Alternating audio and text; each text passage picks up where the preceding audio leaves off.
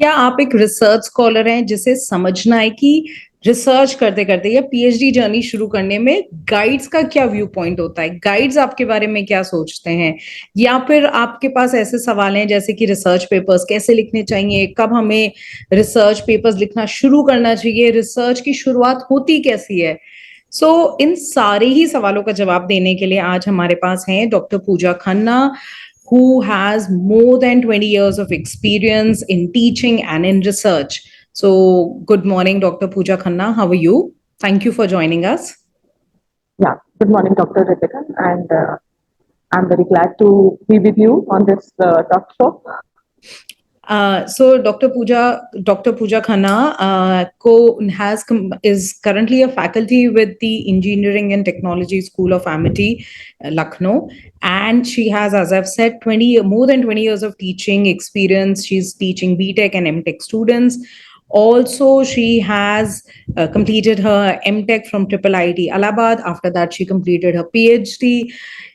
इस करियर के दौरान इन्होंने 50 से ज्यादा रिसर्च पेपर्स लिखे हैं जो कि बहुत रिप्यूटेड जर्नल्स में पब्लिश्ड हैं। सो डॉक्टर पूजा खन्ना, इतना सब कुछ कैसे अचीव किया इतने कम समय में? एंड अब तो आप रिसर्च गाइड भी हैं, तो आप बहुत सारे स्टूडेंट्स को गाइड कर रही हैं। So how is the experience, ये रिसर्च रिसर्च करने से, रिसर्च स्कॉलर से लेकर रिसर्च गाइड बनने तक का एक्सपीरियंस आपका कैसा रहा? So I never thought of being a researcher. So it just happened to me. By chance, I landed to this academic profession, but then gradually I started enjoying it, and then that creation of new things, new knowledge, knowing more about things, theories, and how those could be applied there. That that gradually converted into research. And so we need not to think something additional for doing a research. It happens to you. So whatever you are reading, whenever you are reading something, आपके दिमाग में अपने आप question curiosity आती है, और जब आप उस क्यूरियोसिटी और क्वेश्चन को सॉल्व करते हैं, उसके बारे में स्टडी करते हैं, तो ग्रेजुअली आप you learn to writing a paper. आप अपने आप आपको लगता है कि अब वी आर इन कंडीशन, जब आप उस चीज के बाद एकदम क्रिस्टल क्लियर होते हैं तो वो हो जाता है। And that curiosity is always there, whether it if I say during my studies or as a guide or as a teacher, वो क्यूरियोसिटी मेरे पास हमेशा है, और वो क्यूरियोसिटी मुझे इंस्पायर करती है to write a paper. So basically एक अच्छा रिसर्चर बनने के लिए हमें क्यूरियस होना और खुद से ये पूछना कि ये क्यों हो रहा है, या चीजों की जड़ तक जाने की ये एक इच्छा होनी चाहिए, तभी हम एक अच्छे रिसर्चर हो सकते हैं। तो डॉक्टर पूजा खन्ना, वो आपको जरूरत आपके पास तो बहुत सारे रिसर्च स्कॉलर्स हैं, तो जब कोई नया रिसर्च स्कॉलर आपको ज्वाइन करता है, आप सबसे पहले उन्हें क्या टिप देती हैं, या सबसे पहली मीटिंग में क्या बोलती हैं करने के लिए? सबसे पहले तो सी, अगर आप you are coming to me as a PhD scholar, तो probably you have already identified कि आपका इंटरेस्ट है और आपकी नीड है रिसर्च में जाना। So there are people who are doing this with their need, and there are people who are doing this with their passion. Right? Both the cases you can do research. Right? So once it is your need, you need to put more effort into it. Passion से तो अपने आप कुछ ना कुछ हो जाता है, बट हम नीड से भी कर सकते हैं। तो जब मेरे पास कोई आता है, तो the first thing we should identify is the area in which we are more interested, even if it is your need. But if you go with the area जिसको पढ़ना आपको अच्छा लगता है, तो gradually it will become your passion. तो आपकी need भी है, तो आप उसे अपने पैशन में कन्वर्ट कर सकते हैं। What ever the area you like, you should continue with that area, start reading about it, and you will find that you are there in that condition that you say that yes, अब मैं कुछ लिख सकता हूँ। So exactly यही मैं जब अपने पीएचडी एस्पिरेंट्स को गाइड करती हूँ, तो मैं उनसे यही बोलती हूँ, एरिया पहले से चूज करिए जिसमें आप इंटरेस्टेड हैं, जिसमें आप पैशनेट हैं, बिकॉज पीएचडी इतनी लंबी जर्नी है। अगर आप अपनी पैशन वाले एरिया में काम नहीं कर रहे हैं, तो आप पीएचडी नहीं कर पाएंगे, और फिर यही लोग हैं जो आगे जाकर ट्रेनिंग, कंसल्टेंसीज और टीचिंग एकेडमिक्स में भी जाते हैं। सो आप भी शायद यही कहना चाहती हैं कि हमें जिस एरिया में हम पैशनेट है, हमें वहीं पे अपना टॉपिक चूज करना चाहिए। सो रिसर्च स्कॉलर्स सबसे ज्यादा जो उनके लिए बड़ा प्रॉब्लमैटिक पॉइंट होता है वो होते हैं रिसर्च पेपर्स। और आप तो 50 से ज्यादा रिसर्च पेपर्स पब्लिश कर चुकी हैं, वो भी स्कूपर्स इंडेक्स्ड और एससीआई इंडेक्स जर्नल में। तो कब शुरू करना चाहिए रिसर्च स्कॉलर्स को रिसर्च पेपर्स के बारे में सोचना अपनी जर्नी में?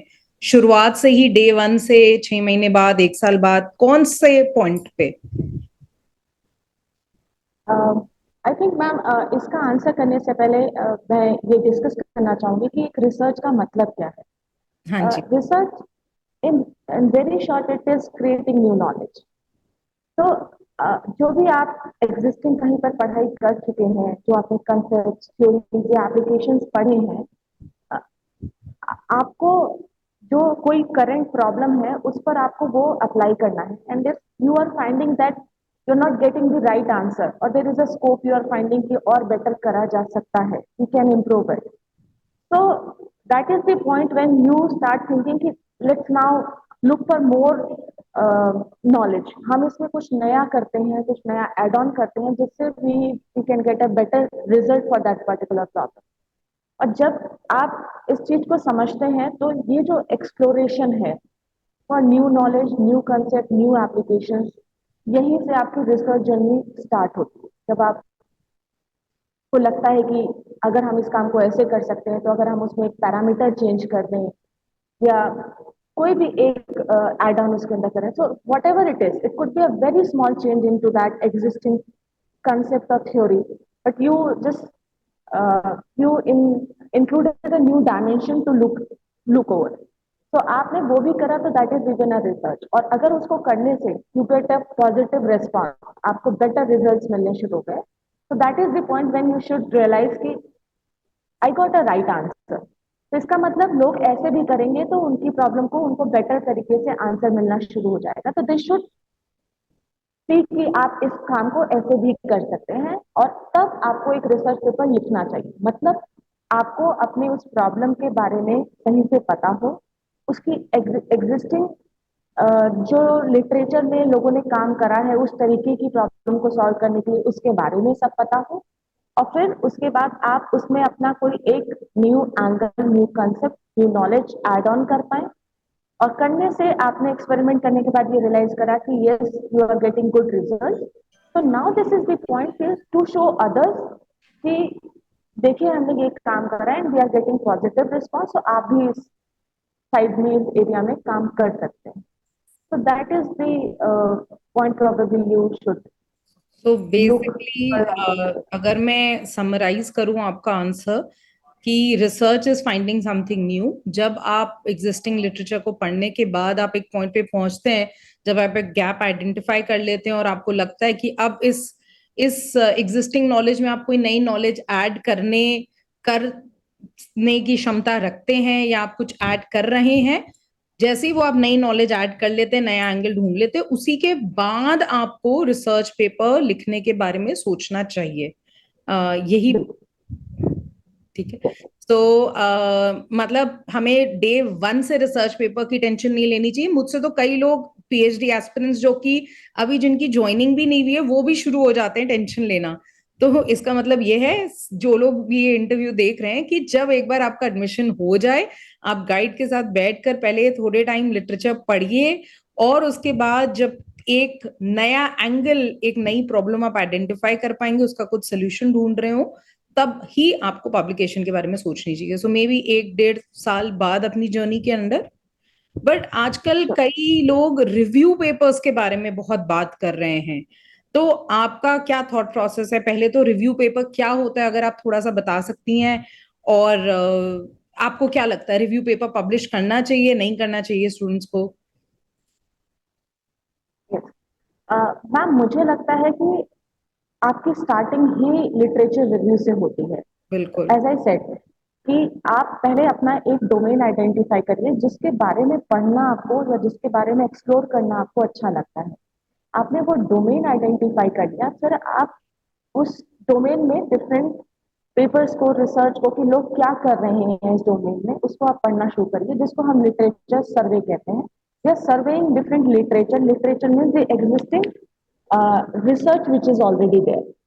तो हम उनको पढ़ते हैं, और उनको पढ़ने से हमें ये बात समझ में आती है कि लोग क्या कर रहे हैं, किस प्रॉब्लम को कैसे सॉल्व करने की कोशिश कर रहे हैं। और if you are very clear about your problem statement, so you can directly hit to those paper. आप सीधे जाके उसी तरीके के पेपर्स को पढ़िए। तो जब आप पेपर्स पढ़ते हैं, तो पेपर्स पढ़ने का आउटकम ही होता है, और ये पेपर्स एक दो नहीं होते हैं।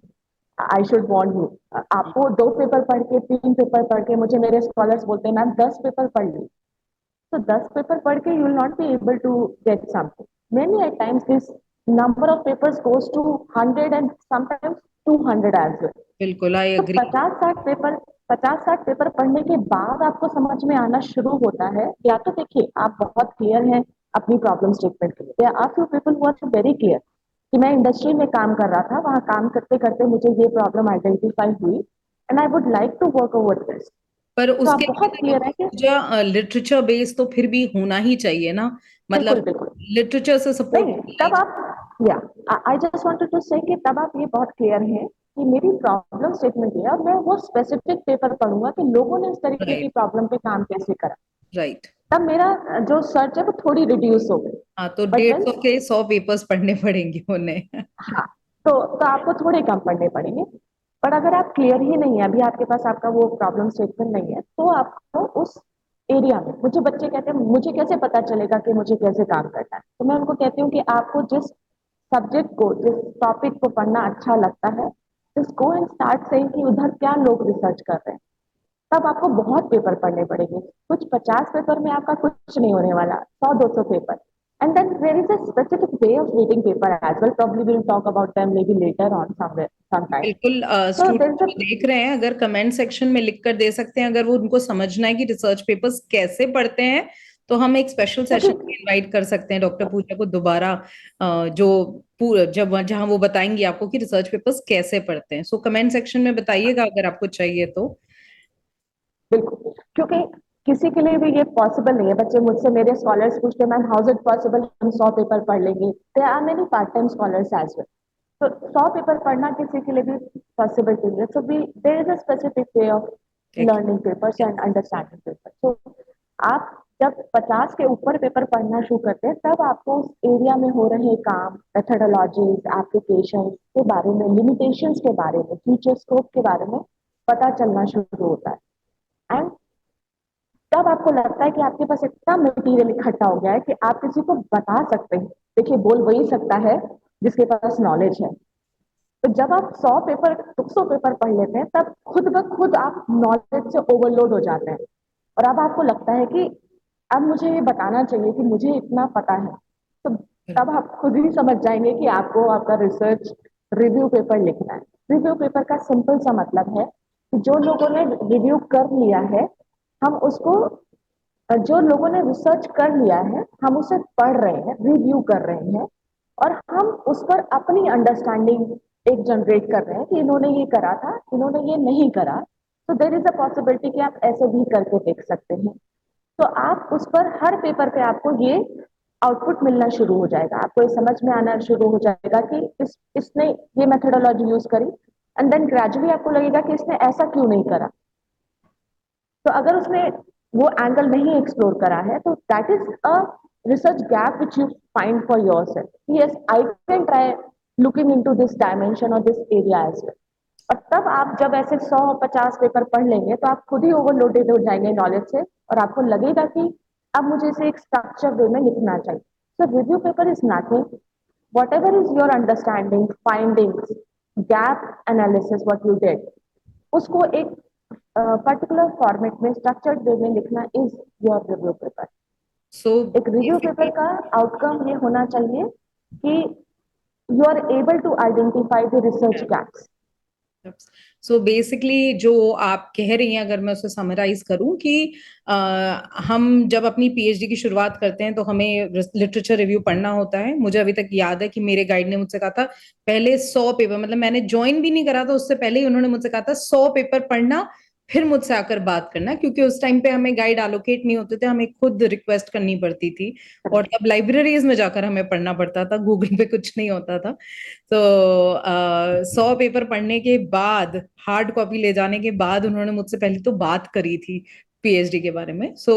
यही पेपर्स पढ़कर, इनको इसकी पूरी समझ लेकर एक आप रिव्यू पेपर लिख सकते हो कि हमने ये चीजें ऑलरेडी लिटरेचर में हो चुकी हैं।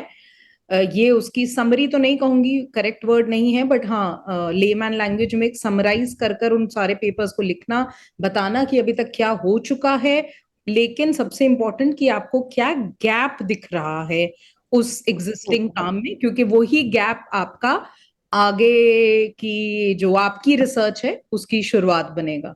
So this is what review, and review paper आपके हिसाब से स्टूडेंट्स को जरूर लिखना चाहिए, and so that can also be the very first paper जो उन्हें अटेम्प्ट करना चाहिए। सो डॉक्टर पूजा, आपके पास पार्ट टाइम स्कॉलर्स भी है, फुल टाइम स्कॉलर्स भी हैं, दोनों टाइप के स्कॉलर्स के साथ आपका क्या एक्सपीरियंस है, उनकी क्या प्रॉब्लम्स अलग अलग होती हैं, और आप जो एग्जिस्टिंग हमारे स्कॉलर्स हैं पार्ट टाइम फुल टाइम, उनको क्या टिप्स देना चाहेंगी, कैसे कोप करें वो इस जर्नी से? तो मेरे पास करेंटली अभी I am guiding the part time scholar. Full time मेरे पास जो स्कॉलर्स हैं, they are not the PhD scholars but they are the MTech scholars. So nowadays research is compulsory for everyone, whether you are doing it at graduation level or post graduation level or at the doctorate level. हम हर जगह पर research कर रहे हैं। बिल्कुल। In fact industry is research oriented these yes. Days. Everybody is looking for a new way of thinking, नए तरीके से चीजों को एड्रेस करना, नए तरीके से सॉल्यूशंस लेकर आना, हर जगह पर रिसर्च हो रही है। तो whether you are a BTech student or an MTech student, I mean to say, like whether you are a graduate student, graduation student or a post graduation student, everybody requires that. तो हम जब मैं एक PhD scholar को बोलती हूँ, तो the level is different, the intensity of work should be different for each level. When you are doing a PhD, तो आप एकदम डीप डाइव करते हैं उसके अंदर। तो फॉर तो आई शुड से कि जब आप एक रेगुलर कोर्स कर रहे हैं तो you are in continuous touch. आपको कंटिन्यूस अपना रीड करना है, अपने गाइड के साथ इन कंटिन्यूस कांटेक्ट में रहना है, whatever you are doing उनके साथ डिस्कस करना है। That is the duty of a guide कि वो आपको सही ट्रैक पे रखे। ड्यूटी ऑफ अ गाइड की to keep you in the right direction कि जो आप कर रहे हैं, यस दैट इज गुड, और थोड़ा साइड पर। पार्ट टाइम के साथ दिक्कत ये होती है कि जब आप पार्ट टाइम कर रहे हैं तो ऑब्वियसली आप थोड़ा टाइम यहाँ दे रहे हैं, थोड़ा आप कहीं पर ऑल इन्वॉल्व है। It could be your family, it could be your job. तो आपके पास टाइम बहुत लिमिटेड है, तो आपको उसको मैनेज करना है। And the my advice to part time scholar is that keep writing. The day you start reading about your topic, you should start writing. आपने जो आज पढ़ा, आपकी जो आज की अंडरस्टैंडिंग है, उसको एक स्ट्रक्चर्ड वे में अगर आप लिखते जाएंगे, तो होता क्या है कि आपने आज कुछ पढ़ा और उसके बाद बाई चांस आप अगले 10 दिन तक, एक हफ्ते तक नहीं पढ़ पाए, नहीं देख पाए कि आपने क्या करा था। जब आप दोबारा रिस्टार्ट करेंगे और अगर आपने उसको कहीं नोट डाउन नहीं करा है, तो it will escape from your mind. आप फिर से जीरो पे खड़े होंगे और फिर से आप अपना टाइम लगा रहे होंगे वट एवर यू अंडरस्टैंड, क्योंकि रिस्पॉन्सिबिलिटीज हैं, किसी की भी कभी भी आ सकती। तो कीप राइटिंग। और जो आप ये लिखेंगे, ये आपको दो तरीके से मदद करेगा। एक, ये आपको आपके पेपर थीसिस लिखने में भी मदद करेगा, because you have sufficient amount of matter available with you. And once you are planning for writing a paper, you need to put them in a structured way. आपको फ्लो चेक करना है, structure ठीक करना है, and you are done with your paper. आपको बहुत edge मिलेगी अगर आप अपना whatever you are reading, अगर आप उसको अपनी लैंग्वेज में समराइज करके लिखते चलें। और जितना स्ट्रक्चर्ड आप लिखते चलेंगे, उतनी आपकी हेल्प होगी दोनों तरीके से, आपको अपने पेपर लिखने में, थीसिस लिखने में, प्लस अपने आप को ऑन राइट ट्रैक रखने में। Okay, so That is the advice. दो चीजें आपने बहुत इम्पोर्टेंट बताई इसमें। एक तो ये कि जो पार्ट टाइम स्कॉलर्स हैं उन्हें कंटिन्यूअसली रीडिंग रीडिंग के साथ साथ राइटिंग, मैंने कई स्कॉलर्स को देखा है कि वो राइटिंग पार्ट बिल्कुल एंड के लिए छोड़ देते हैं, जब सब कुछ हो जाता है तो एंड के लिए छोड़ देते हैं, फिर कंफ्यूजन हो जाता है। तो अगर वो साथ साथ राइटिंग करते जाएं, और जब भी राइटिंग करें तो प्लीज रेफरेंसेस जरूर डाल दें, क्योंकि एंड में Sure. रेफरेंसेस का बहुत प्रॉब्लम हो जाता है। बहुत प्रॉब्लम हो जाता है। तो अगर वो शुरू से ही स्ट्रक्चर्ड वे से राइटिंग करते रहे, राइटिंग का मतलब डॉक्टर पूजा से ये नहीं है कि आप चैप्टर लिखना शुरू करें, पर जो भी आप पढ़ रहे हैं उसको अपने वर्ड्स में एक स्ट्रक्चर्ड तरीके से रेफरेंस के साथ लिख लें, शायद यही ना डॉक्टर पूजा, ताकि वो लूज ना Yes. हो कि मैंने ये पेपर पढ़ा है, इसी में ये पेपर में ये बोला गया है। ठीक है। Yeah. और And there are multiple tools as well, जो आपको इसमें हेल्प करते हैं टू स्ट्रक्चर योर रिव्यूज। मतलब आपके जितने जैसे पेपर्स, रिसर्च मैंने पेपर आपने पढ़े हैं, जी, जी there are multiple such tools available, आपको उनका यूज करना चाहिए। जी तो it will give you an edge अपनी चीजों को ऑर्गेनाइज करने में। डॉक्टर पूजा खन्ना, तो कुछ लास्ट वर्ड्स बिफोर वी से बाय हाँ, bye. yeah. So my thing is that research अगर आप कर रहे हैं तो ये it's full of emotions, high भी लो भी। कभी कभी आपको लगेगा कि आप नहीं कर पाएंगे, कभी आपको लगेगा कि आप बहुत enthusiastic हैं। Just keep working. That is the only mantra to complete your PhD. Best of luck. Thank you so much ma'am for giving us your precious time.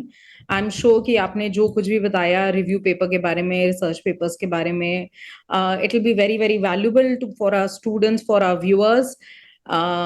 अगर हमारे स्टूडेंट्स को और भी कोई क्वेश्चंस हो डॉक्टर पूजा से तो हमें कमेंट सेक्शन में बताइए। हम डॉक्टर पूजा खन्ना शायद आपको दोबारा बुलाएं इस अपनी नॉलेज और शेयर करने के लिए। It was a pleasure talking to you. Thank you, ma'am. Have a Good nice day. bye.